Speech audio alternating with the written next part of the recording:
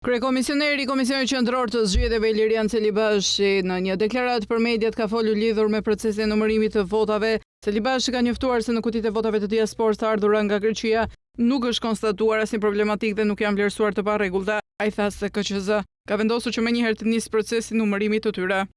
Për sa kohë të gjitha kutitë e administrimit të votave nga jashtë janë konstatuar të rregullta, është detyrim ligjor si për grupet e numërimit dhe të vlerësimit të votave nga jashtë, ashtu edhe për komisionet përkatëse,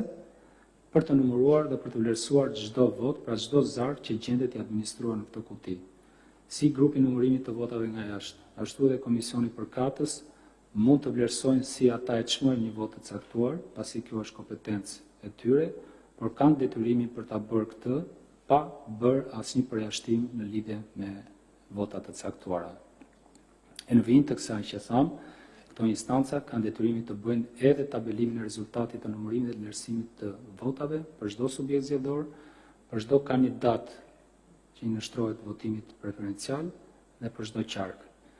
Antari i grupit numërimit në këtë rast, apo dhe antari i komisionit të administrimit të numërimit dhe të vlerësimit të votave nga jashtë,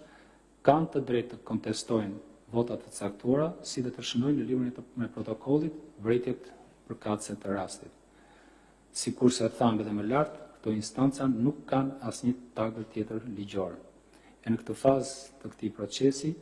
asnjë instancë tjetër zgjedhore, të paktën për komisionerin shtetëror të zgjedhjeve, kjo është e vërtetë e pranuar dhe e qartë, nuk kanë kompetencë procedurale për të shqyrtuar kërkesa apo pretendime që lidhen me parregullësi të mundshme të procesit zgjedhor. Shqyrtimi i pretendimeve për shkelje të ligjit zgjedhor apo të legjislacionit tjetër në lidhje me vetë procesin, bëhet vetëm pasi të ketë përfunduar numërimi dhe vlerësimi votave dhe të jetë kryer tabelimi i çdo rezultati. Vetëm pas këtij momenti ligjor, instancat zgjedhore përkatëse mund të vlerësojnë nëse ka apo jo shkelje të kodit zgjedhor apo të çdo legjislacioni tjetër që në një mënyrë ose një tjetër lidhet me zgjedhjet, mund të vlerësojnë masën e shkeljes, si dhe të vlerësojnë gjithashtu nëse këto shkelje mund të ndikojnë në ndarjen e mandateve. Ndaj për këtë arsye, bazuar në kompetencën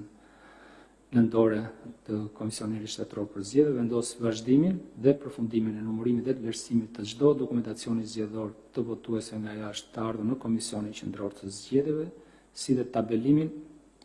e rezultateve përkatëse për subjektet zgjedhore, kandidatët që janë nështruar votimit preferencial për çdo qark. Ky urdhërim përfshin gjithashtu edhe zarfet të cilët nuk janë shqyrtuar dhe janë administruar sipas vendimit të Komisionit Shtetëror të Zgjedhjeve numër 1121 datë 12/5/2025. Ky vendim hyn fuqi më njëherë. Megjithatë, Partia Demokratike ka depozituar një kallëzim penal ndaj KQZ-s duke kërkuar sërish anulimin e vendimit për numërimin e votave të mbërritura nga diaspora greke.